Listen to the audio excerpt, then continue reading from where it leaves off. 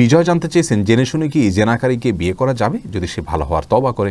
হ্যাঁ, করা যেতে পারে, কোনো অসুবিধা নেই। জেনাকারীকে বিয়ে করা যাবে না এমন কোনো কথা নেই। তবে হ্যাঁ, যদি তার তওবাটা তওবায় নাসুহা হয়, খাঁটি অন্তরের তওবা করেছে বলে মনে হয়, তাহলে সেক্ষেত্রে অবশ্যই তার সঙ্গে বিবাহ বন্ধনে আবদ্ধ হওয়া যেতে পারে।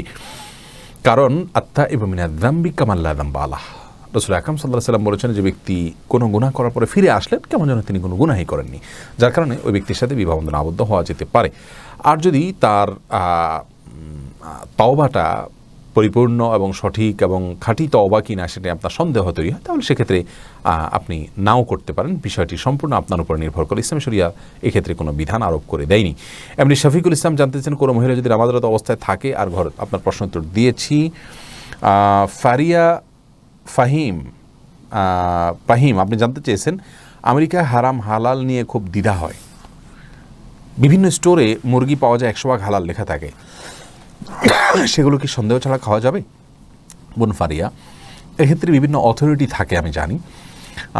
যে সমস্ত অথরিটিগুলো বা যে সমস্ত প্রতিষ্ঠানগুলোর উপরে বিশ্বাস রাখা যায়, ওলামায়ে কেরামের তত্ত্বাবধানে অনেকগুলো প্রতিষ্ঠান ভেরিফাই করে এবং হালাল সার্টিফিকেট দিয়ে থাকেন। এরকম কোনো প্রতিষ্ঠানের উপরে নির্ভর করার মতো কোনো প্রতিষ্ঠানের সার্টিফাই দেখে আপনি কিনতে পারেন।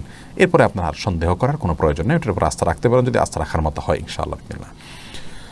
এরপরে এমডি আলামিন জানতে চেয়েছেন, হুজুর হিন্দু মিস্ত্রি দিয়ে কি মসজিদের কাজ করানো যাবে? যদি মুসলিম মিস্ত্রির সংকট বা দাম বেশি থাকে, কোনো অসুবিধা নেই, করা যেতে পারে।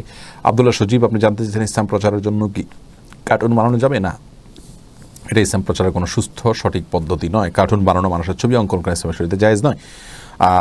নিছক প্রচারের উদ্দেশ্যে, তথাকথিত প্রচারের উদ্দেশ্যে কার্টুন বানানো জায়েজ নেই।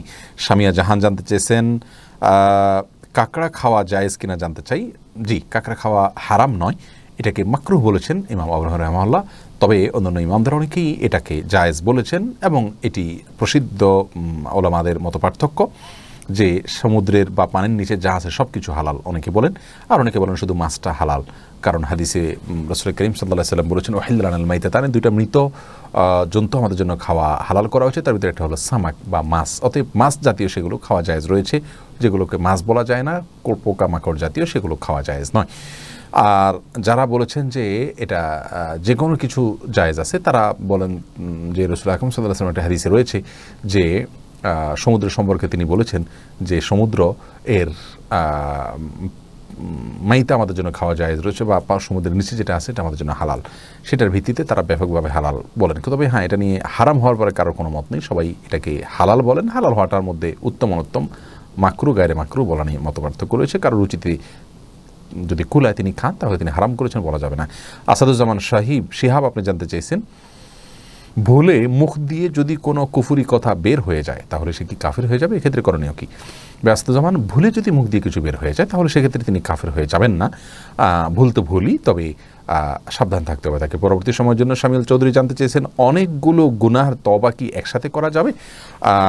এভাবে করা যেতে পারে যে সবগুলো আপনি মনে পড়ে করেছেন, তাহলে সবগুলো থেকে একসাথে তওবা করেন, এটা তো হতে পারে। কিন্তু আপনি একটা গতানুগতিক তওবা আমাদের সমাজে প্রচলিত আছে, আস্তাগফিরুল্লাহ রাব্বি মিন কুল্লি যামবিন, আল্লাহ সকল অপরাধ থেকে আমি আপনার কাছে ক্ষমা চাই। ক্ষমা চাওয়া যেতে পারে, কিন্তু তওবা হলো প্রত্যেকটা অপরাধ যেটা আপনি করেছেন বা তার সাথে জড়িত আছেন বলেই আপনি জানেন, সেটাকে মনে করে তারপরে সেখান থেকে আল্লাহর কাছে ক্ষমা চাইতে হবে। এটা হলো তওবা চাওয়ার পদ্ধতি, সঠিক পদ্ধতি। সঞ্জিদ ইসলাম জানতে চান, পিরিয়ডের সময় রাতে সূরা মূল পড়তে পারি না, সূরা মূল যদি মুখস্থ থাকে পিরিয়ডের সময় পড়া যাবে কি না? আপনি শুনবেন, শুনলে ইনশাআল্লাহ আপনার এটা আদায় হয়ে যাবে। যদিও পিরিয়ডের সময় কোরআন তেলাওয়াত করাকে বিন বাজ রাহিমাহুল্লাহ সহ অনেক উলামায়ে কেরাম জায়েজ বলেছেন, তবে আপনি শুনবেন, এটা নিরাপদ। ফারিয়া জানতে চেয়েছেন, আমেরিকা বেশিরভাগ বাঙালি মানুষজন গ্যাস স্টেশনে কাজ করে, মানে মদ ও থাকে ওখানে, তারা দাওয়াত করলে সেখানে কি খাওয়া জায়েজ হবে? যেহেতু হারাম ইনকাম, শুধু হারাম ইনকাম হলে সেটা খাওয়া জায়েজ নাই, তবে হারাম হালাল দুই রকমের উপার্জন থাকলে সেটাতে খাওয়া জায়েজ রয়েছে। একজন মানুষ কোথাও যদি এ ধরনের জায়গায় কাজ করেন, তাহলে সেখানে হালাল হারাম দুই রকমের জিনিসই কেনা বেচা হয়। তো এরকম যদি হয় তাহলে সেক্ষেত্রে তার দাওয়াত খাওয়া যেতে পারে, তবে অ্যাভয়েড করা উত্তম হবে। রাখিয়া আক্তার জানতে চেয়েছেন, আমার বাবার কবর ভেঙে ডেবে গিয়েছে, এটা কি খারাপ কোনো কিছুর আলামত? না, খারাপ কোনো কিছুর আলামত নয়। এটা মাটির কোনো সমস্যার কারণে হতে পারে, কোরআন হাদিস থেকে এটাকে খারাপ কোনো আলামত বলে বলা হয়েছে বলে আমাদের জানা নেই। এরপরে ইমতিয়াজ মাহদি প্লাবন আপনি জানতে চেয়েছেন, বাসায় শ্বশুর শাশুড়ি আছেন, ছেলের বউকে কি সবসময় মাথায় কাপড় দিয়ে থাকতে হবে না? এমন কোনো কথা নেই, তবে হ্যাঁ শালীনতার মধ্যে যথাসম্ভব থাকার চেষ্টা করতে হবে এবং শ্বশুরের সামনে বিশেষ করে যথাসম্ভব নিজেকে শালীনতার মধ্যে রাখতে হবে, যাতে করে তিনি বাজে কোনো চিন্তা করার মতো কোনো পরিবেশ তৈরি না হয়, আল্লাহ মাফ করুন। তবে মাথায় কাপড় দিয়ে থাকতে হবে নির্দিষ্টভাবে, এমন কোনো কথা বাধ্যবাধকতা নেই। মুদাসসির মোল্লা জানতে চেয়েছেন, আমি ইন্ডিয়া থেকে আইপিএল ক্রিকেট লিগ খেলা দেখা জায়েজ আছে কিনা? ভাই মুদাসসির মোল্লা, আইপিএল হোক বা যাই হোক ক্রিকেট খেলা দেখা জায়েজ নাই, কারণ ক্রিকেট খেলা আমরা টেলিভিশনে দেখতে গেলে সেখানে অ্যাডভার্টাইজ দেখতে হয়, বিভিন্ন নর্তকী দেখতে হয়, হারাম দৃশ্য আমাদেরকে দেখতে হয় এবং সেটা অনেকটা বাধ্যতামূলক, দেখতেই হয়, এটাকে এড়াবার সুযোগ তেমন একটা থাকে না। তাছাড়া এই সমস্ত অনুষ্ঠানগুলো খেলাগুলো পেছনে জুয়া সহ বহু হারামের সম্পর্ক রয়েছে। নিজে কসরতের অংশ হিসাবে যদি আপনি ক্রিকেট খেলেন তাহলে সেক্ষেত্রে এটা শর্ত সাপেক্ষে জায়েজ রয়েছে, কিন্তু দেখাটা এটা জায়েজ নাই, এর মধ্যে বহুবিধ খারাপ দিক রয়েছে। একজন মুসলিম তিনি প্রত্যেকটা বিষয়ের ক্ষেত্রে আল্লাহ রাব্বুল আলামিনের নির্দেশনাগুলোকে মাথায় রেখে চলবেন, এটা অনর্থক কাজ এবং লাহুর অন্তর্ভুক্ত, যেটি করা নিষিদ্ধ। তানজিদ আহমেদ জানতে চেয়েছেন, বিপদে পড়ে কোথাও টাকা পাওয়া যাচ্ছে না, তখন সুদে টাকা নেয়, এটা সম্পর্কে কি বলেন? দেখুন, অনেক ভাই বোন এই কাজটি আজকাল করছেন। আল্লাহ রাব্বুল আলামিন মানুষকে পরিশ্রম অনুযায়ী তার রুটিতে উপার্জনে বরকত দিয়ে থাকেন। আমরা পরিশ্রম করব, আল্লাহ রাব্বুল আলামিন কোরআনে বলেছেন, ফাইদা কুদিয়াতিস সালাহ ফান্তাশিরু ফিল আরদ, যখন সালাত শেষ হয়ে যাবে তোমরা জমিনে ছড়িয়ে পড়ো। আমরা জমিনে ছড়িয়ে পড়বো, উপার্জনের জন্য চেষ্টা করব, ছুটে করব, এটা আমাদের কর্তব্যের অংশ। আমরা শর্টকাট ওয়েতে উপার্জন করার চেষ্টা করব না।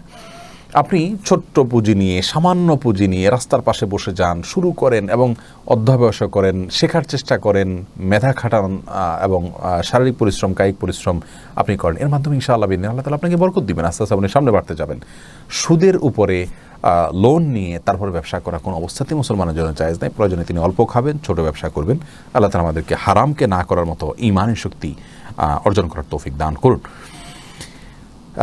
এরপরে সাজ্জাক হোসাইন আপনি জানতে চেয়েছেন, মৃত্যু কামনা করা যাবে কি না? ভাই সাজ্জাক হোসাইন, মৃত্যু কামনা করা এটা সম্পর্কে নিষেধাজ্ঞা রয়েছে, মৃত্যু কামনা করা যাবে না। তবে রাসূল করিম সাল্লাল্লাহু আলাইহি সাল্লামের একটি হাদিস রয়েছে যেখানে তিনি একটি দোয়া করতেন বলে আমরা জানি, যে দোয়াটি অত্যন্ত অর্থবহ। তার খোলাসা হলো, আল্লাহুম্মা আহইনি মা কানাতিল হায়াতু জিয়াদাতাল লি ফি খায়র, আল্লাহ ততদিন পর্যন্ত আমাকে জীবিত রাখুন যতদিন আমার বেঁচে থাকার জন্য মধ্যে আমাদের জন্য কল্যাণ রয়েছে, আর তখন আমাকে মৃত্যুদিন যখন আমার মৃত্যুটাই আমার জন্য কল্যাণকর, বেঁচে থাকা আমার জন্য ক্ষতিকর, এরকম দোয়া করা যেতে পারে। এনামুল হক আপনি জানতে চেয়েছেন, অমুসলিম সহকর্মী মৃত্যুর অনুষ্ঠান এবং মৃত্যু পরবর্তী অনুষ্ঠানে যোগ দেওয়া যাবে কিনা? না, মৃত্যু পরবর্তী অনুষ্ঠানে শিরক হয়ে থাকে, সেখানে যাওয়া যাবে না। তবে হ্যাঁ, মৃত্যু হয়েছে সেজন্য তার প্রতি দুঃখ প্রকাশ করা যেতে পারে, পরিবারের লোকদের সমবেদনা জানানো যেতে পারে, সে ভিন্ন কথা।